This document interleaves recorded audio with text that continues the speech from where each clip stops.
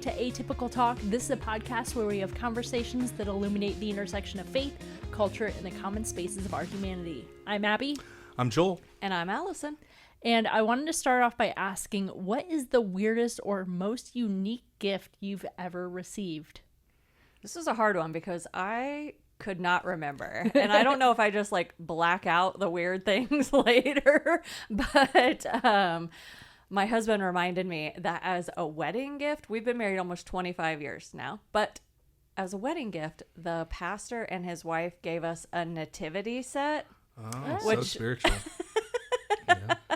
And it was, you know, one that you feel like maybe they just had in their attic because it was like really old looking too, you know, which, you know, I don't know, but I was like, interesting. We still have it for the record.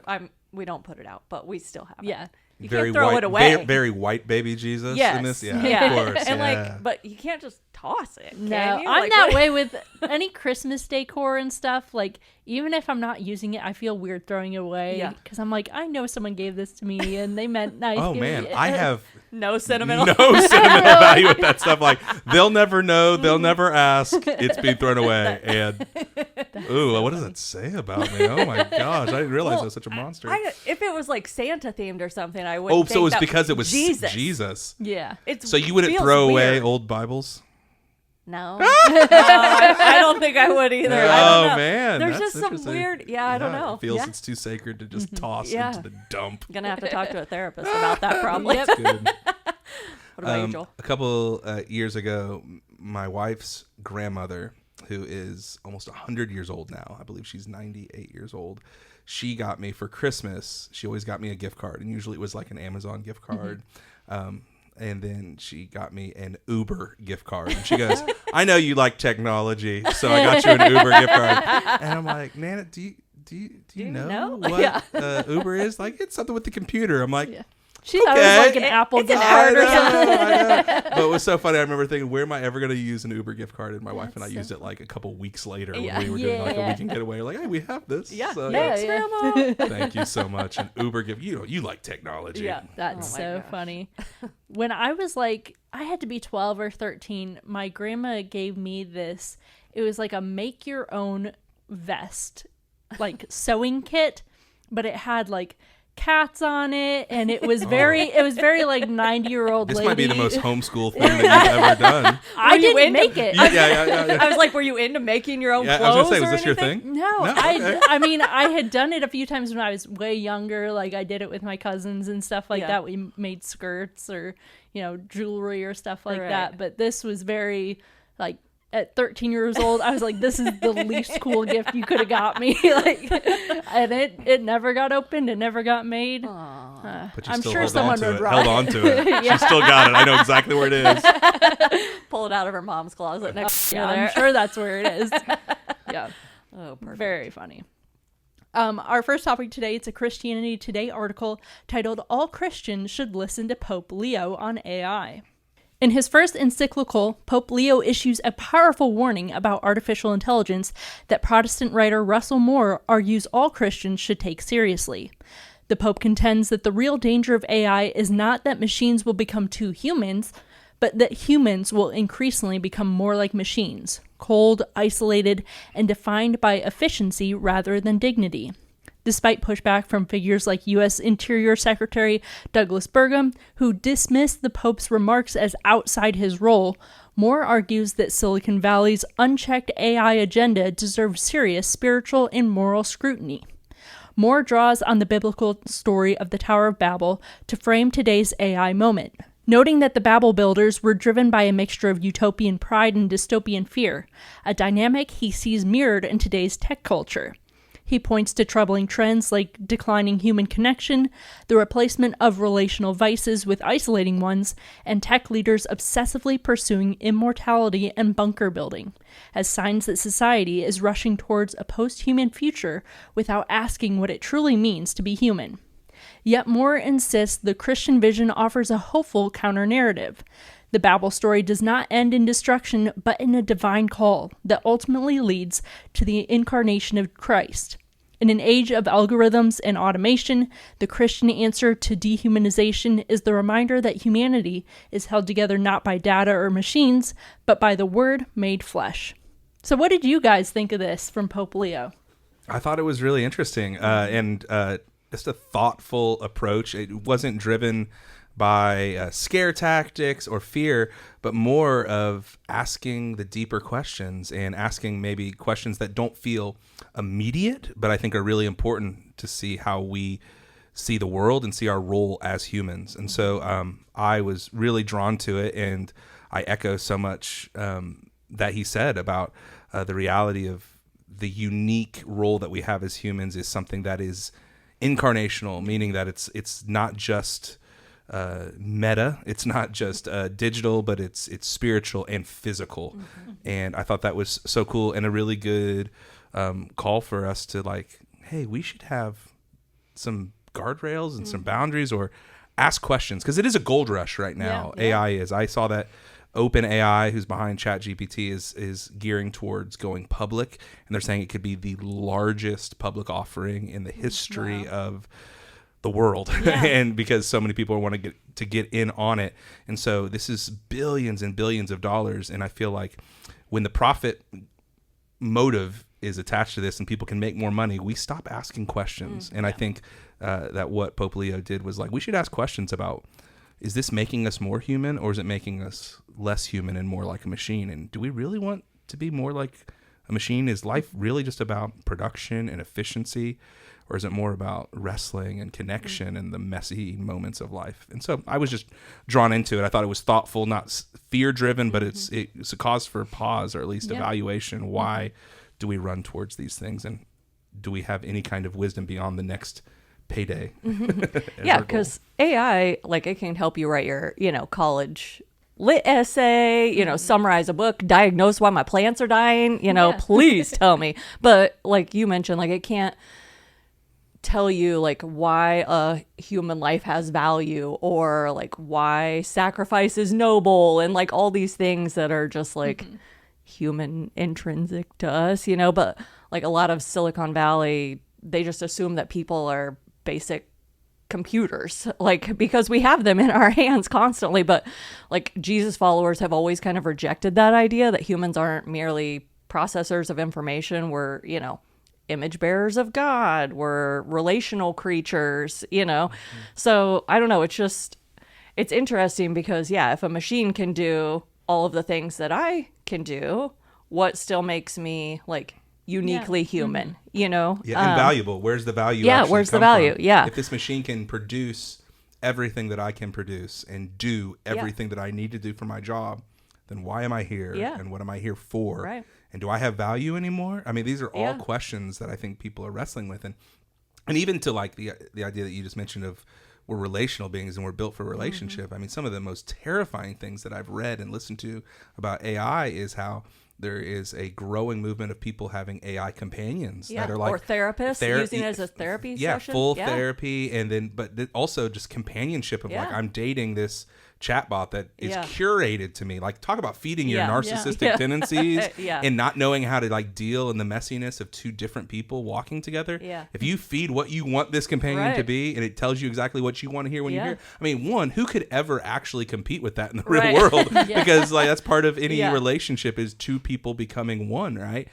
So it just feeds narcissism. It feeds against the human and deep callings that we have for sacrifice and for love and for serving one another, because you don't need that, right? I mean, it's deeply troubling when you think about that. And to hear about there's been cases where AI has told people to commit suicide when they ask the question, or told people they should end it if they feel this way. And it's just so many things that it just can't be a replacement for. And so I think it's really, really wise for us to ask questions about it. And I employ and use AI daily for different kind of things, for as dumb as what are the key episodes in season 2 of Clone Wars that I should watch with my 7-year-old so he gets the character development, to what were the 5 tenets of Babylonian judicial systems, and how does that compare to the Jewish judicial system that's revealed in the book of Isaiah, which is really helpful, fun, geeky stuff. But like, I use this stuff all the time. But when we're trying to replace it, when when we're moving it away from being a tool to help us do our calling to where we think like this is just what does everything for me, it can be a dangerous thing, because the narrative of being a follower of Jesus it's spiritual, yet you cannot remove the humanity and the flesh from it, because our whole story is about the divine and human colliding together. And so I think it's a really good thing for us to continue to wrestle with and have some bigger conversations about how we use it and why we use it and what are we trying to get from it. Yeah, because I think ultimately what you're talking about is like what it means to be human, because you know, if AI can write a better sermon than you can or create a better video than you can, you know, where does our value, does it become more valuable than being a human being kind of a thing? So yeah, it's a tricky little slope we're sliding down, but I also use it constantly about stupid things. Yeah. With how recent it's come out, it's surprising me how much of a part of our lives it is. Do you think we're already at a point that people need to step back from using it? Because my sister even brought up the other day, she said, if there's some type of apocalypse, we lose the internet. So many people who not only use Google, but, you know, use ChatGPT and other AI programs, they're not going to know what to do. Like once, if suddenly we lose all of this. It is wild that ChatGPT came in 2022. And that's, I mean, you're talking less than 4 full years. Yeah.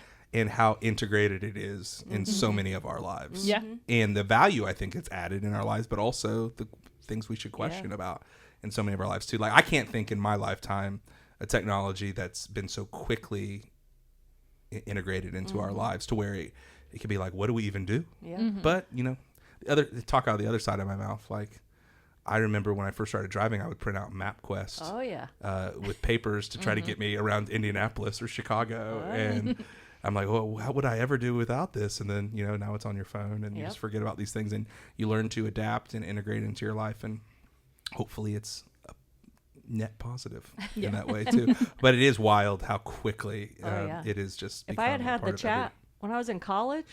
That's oh man, we could talk about it could change your life. You would not learn how to actually. You wouldn't have learned anything. I wouldn't have. You know? I mean, it's wild. But I would have gotten A's across the board. Yeah, until they figured out. Because it's a wild thing because it is scary. Like because there's a lot of Ivy League schools that have now moved all of their exams to oral exams because kids would basically be spitting out. Or students would be spitting out like A+ papers, and you ask them one question about the topic, and they have no idea. And so it's just wild to think like, man, are we going to have a gap in actual education or teaching people how to think? And that's what I worry about is is it shortcutting some of the thinking that we have to do and the wrestling that we have to do and the processing that we have to do? And on the short term, that's really great because it saved me an hour. Long term, I don't know if it's good that I don't have that gear in my head. Right. I've heard about people using ChatGPT to write a paper, copy and paste it. Not a single, like they don't read through it or anything. Like that's wild to me. Yeah, that takes cheating to a whole. It takes copying or plagiarism to a whole new level. When, and that's what's scary about it too. When there's no, again, we need to have like some ethics and some standards around this, or we're ultimately going to be cheating ourselves, right? If we don't know how to think and how to process and how to integrate ancient literature with what it's communicating to us today, it's not going to be good for us as a species, right? So interesting times. Yep. Our next topic is a Relevant magazine article titled Cory Asbury is weathering another worship lyric controversy, but this time it isn't his fault. Or so he says. Worship artist Cory Asbury found himself at the center of yet another online controversy with the release of his new song, Outsing the Angels, his first worship song in nearly 6 years. When the track dropped, a typo on Apple Music and Shazam displayed the title as Ousting the Angels, making it sound more like a heavenly rebellion than a worship song. The misspelling quickly spread across Christian social media, prompting confused and concerned fans to question Asbury's theology. Commenters demanded biblical support for kicking angels out of heaven. Others began citing Revelation passages, and one person even sent Asbury an Excel spreadsheet breaking it all down. The time people have. It's astounding. And they didn't even listen to the song to see if that's what it was about. Not at all. Asbury responded with humor in an Instagram video, joking that one letter difference had massive theological repercussions and that he couldn't believe he was being called a heretic again. He also acknowledged the elephant in the room. This wasn't his first rodeo, referencing the long-running 2018 debate over his hit Reckless Love, quipping that he did not survive the Reckless Love discourse just to be accused of staging a heavenly coup. What did you guys think about this? I didn't even know that. I mean, they must have changed it pretty quick. Oh, yeah. Well, Yeah. it was Apple Music. I don't use Apple Music, but it must have gotten Yeah, it changed was pretty pretty quick. Yeah, to echo what Allison said, like, man, there are people that they see this title and they just, I'm going to work to take you down. Like, self-righteousness is a heck of a drug. It really is. That people will be like, wait, is it possible that that's not what he's saying? And it's just wild.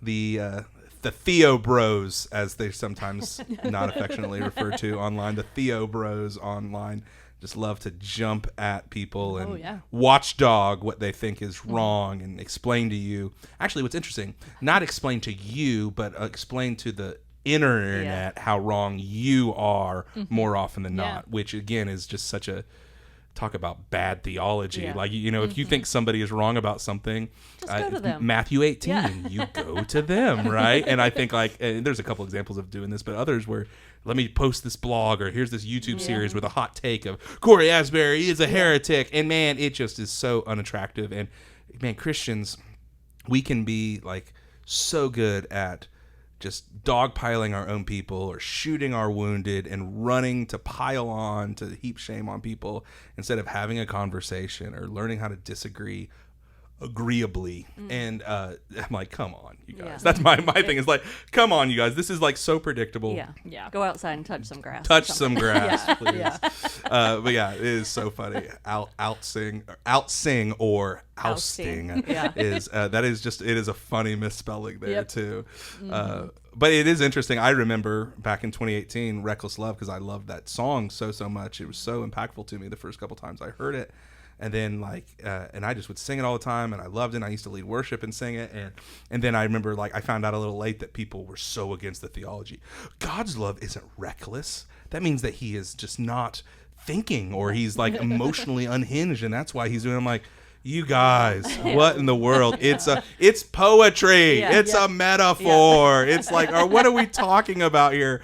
Do I think that God flew off the hinges with his love? No, but it was so elaborate and so lavish. That's why we say it's reckless, because it's over the top. Like, it's a metaphor. Some people just need to understand music. It's art. It's art, and and the language is just so powerful. Yeah. I mean, I think of another worship lyric that was so controversial, and Allison might remember this if she was in church at the time, but I wonder if you even will, Abby, because you're so young. He did not say that about me. He said, you'll remember this because you're old. I was putting you with me, Allison. Go ahead. But it was the song How He Loves, and there was this line, and heaven meets earth like a sloppy wet kiss was the original line. Yeah. And Abby's cringing as she hears the lyric. And I remember I fought for that lyric. I'm like, yeah, that's like the collision of heaven and earth. It's not nice and tidy.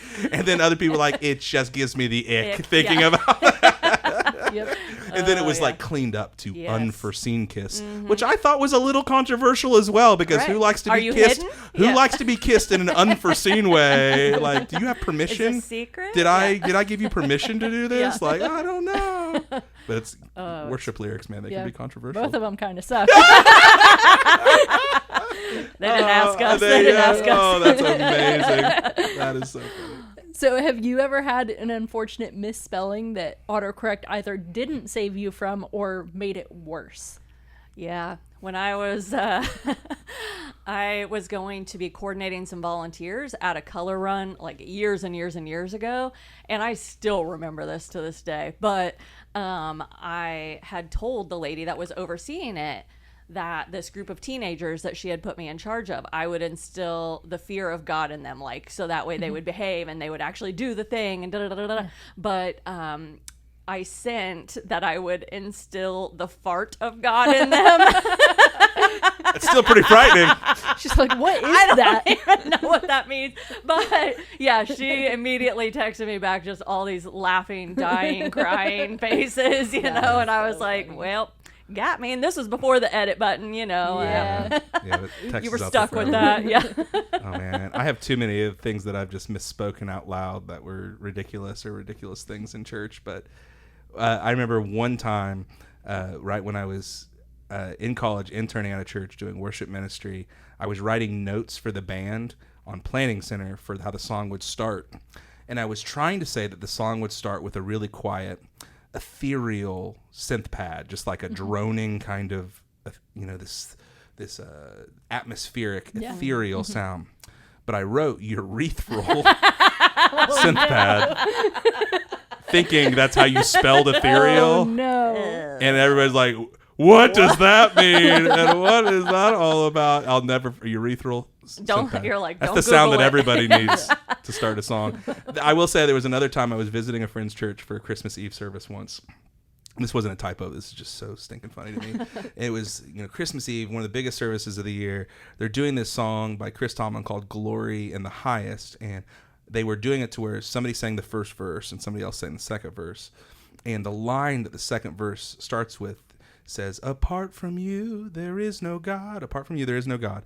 But I remember that they had the second vocalist mic muted for the first part where he goes, "There," and it came on, "There is no God." And I'm like, that's the greatest, most awkward thing. And it was like so loud when it popped in because like the mic was muted when he was singing "Apart from You." Nobody heard it. And you hear out loud proclaiming to the church, "There is no God." And I just remembered like I could not keep it together. Yeah. I was laughing so hard for the next day after that. So good. Oh my gosh, that's so funny.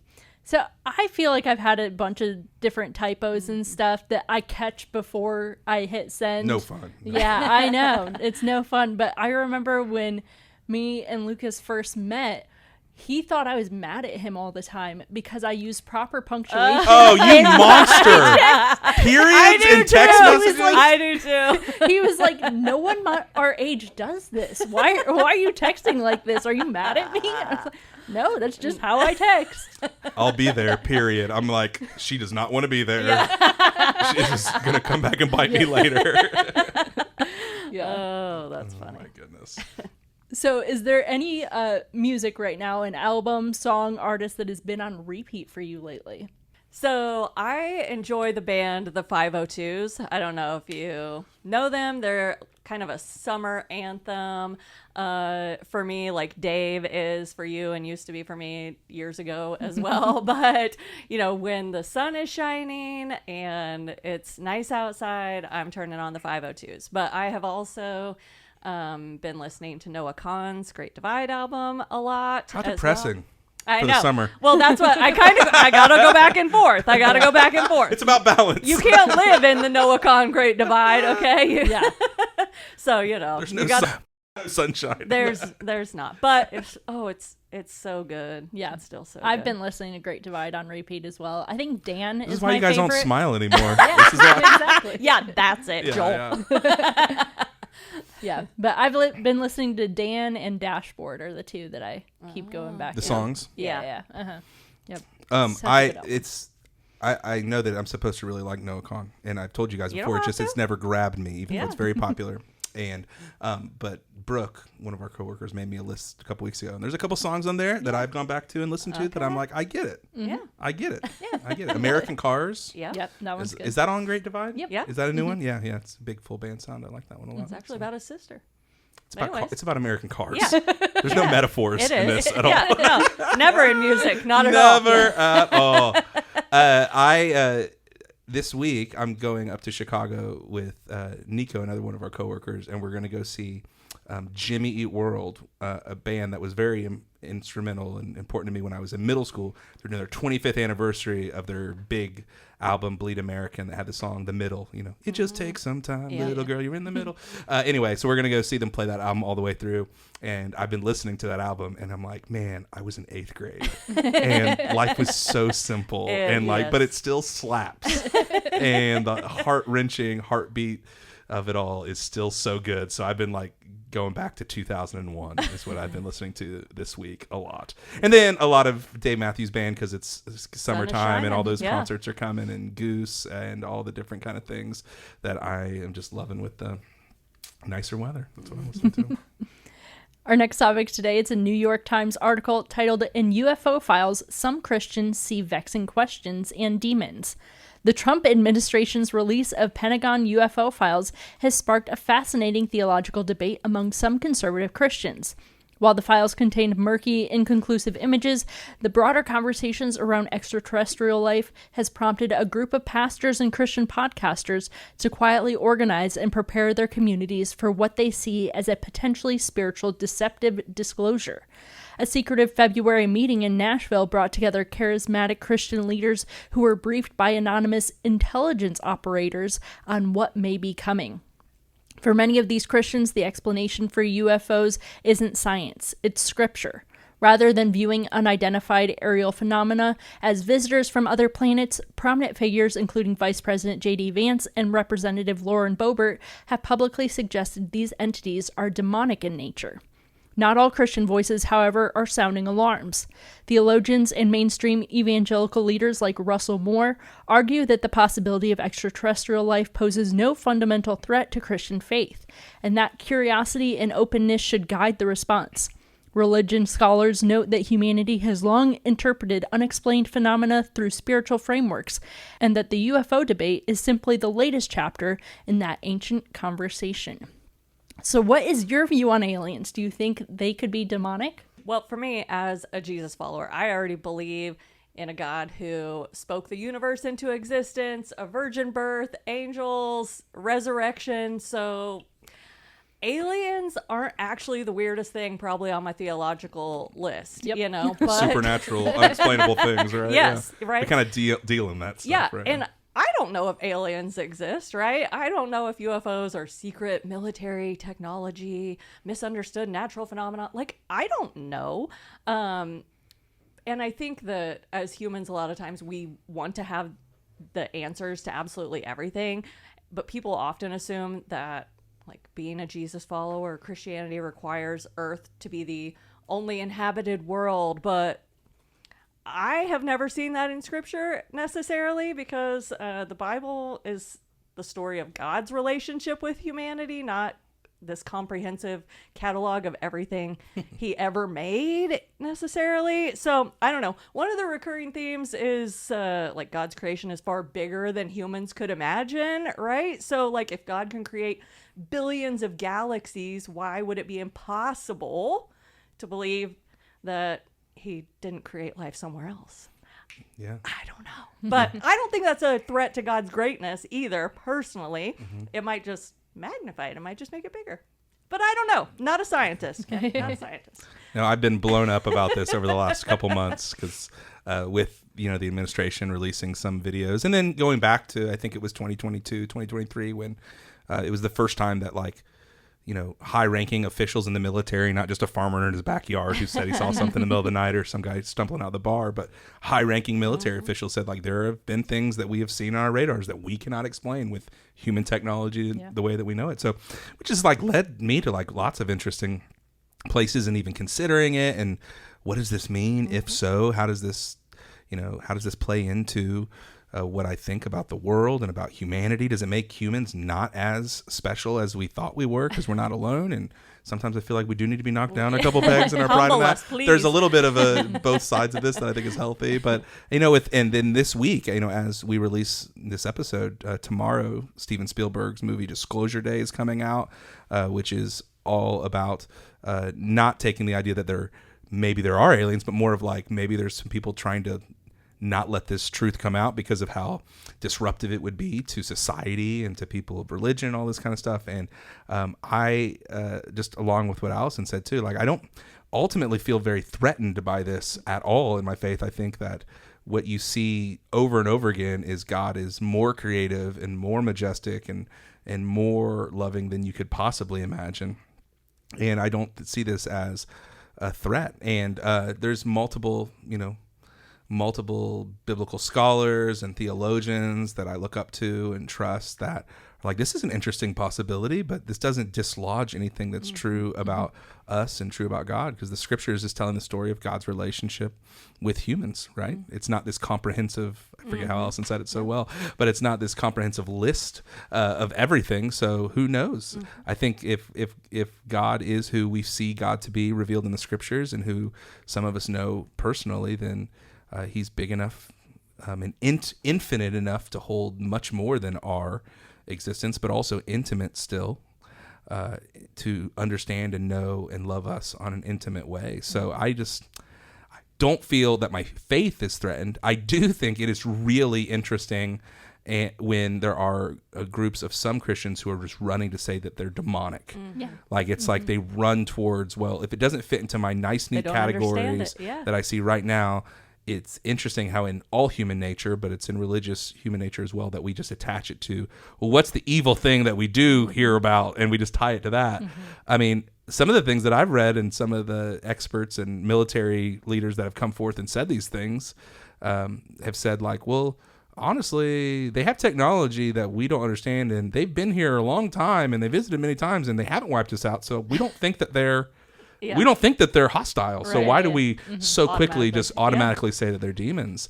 It's really, really interesting. So I'm trying to, even as I'm talking to our kids at home too, and the boys who right now are obsessed with Star Wars, and there's all these aliens and stuff there, and I'm trying not to like create this, because if we do have proof, somebody pulls out a green man that we had that landed here in Roswell, we see this kind of thing, I don't want it to be that their faith was like this brick wall, that if you take one brick out of the wall, then everything falls apart.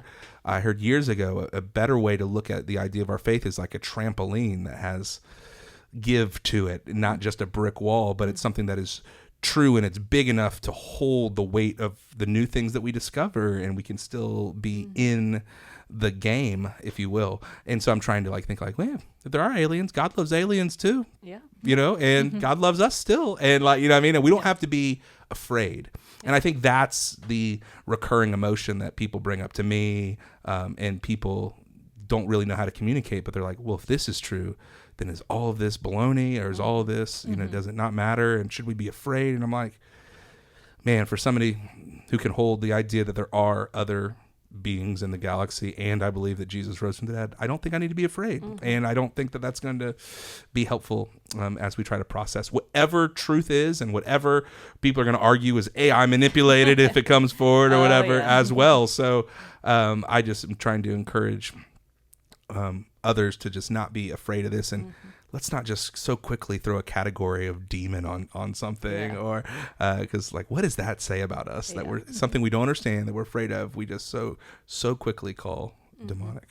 Well, I'm a challenger by nature too, just in my everyday life about most things. And so when I think about it too, I think about church history and how Jesus followers used to think that mental illness, or if you had some sort of disability, or something, was also, these sensational claims. And I'm like, but the more and the more we learn and we see that that's not always the case. It's not always a spiritual issue. Sometimes it's just a natural issue. And it's okay to say, I don't know yet, but I was telling Abby earlier too that Christianity for me rises and falls on Christ, right? Not whether or not we're alone in the cosmos. So I'm not stressed about the aliens, and I don't know, maybe it's the meds, and that's fine.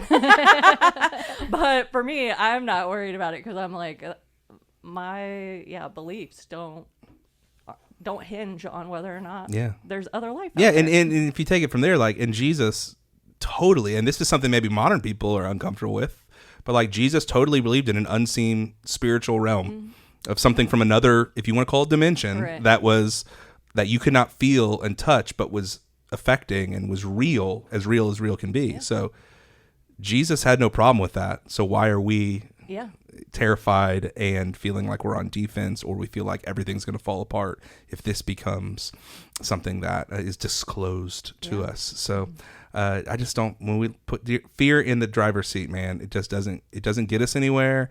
And I think that this would be an interesting development, but it's not something that creates a house of cards domino effect to, well, if this is true, then we can't trust this, and Jesus that, I just don't think that that's really what we're seeing here. It's faith in Christianity is not a brick wall that you can take one brick out that's not essential, like about who Jesus is, and it all falls apart. It's more like a trampoline. It's got some give to it, and thank God it does, because our life is complicated, and our world is complicated, and I'm complicated, and so we all need to have that give as we go forward. Well, that's it for this episode of Atypical Talk. If you have any topics or questions, you can email those to atypicaltalkpod@gmail.com.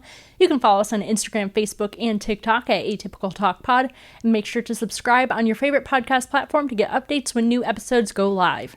We hope that these conversations today have helped you think wider, love deeper, and partner with God to bring the up there down here in your everyday life. Thanks for listening.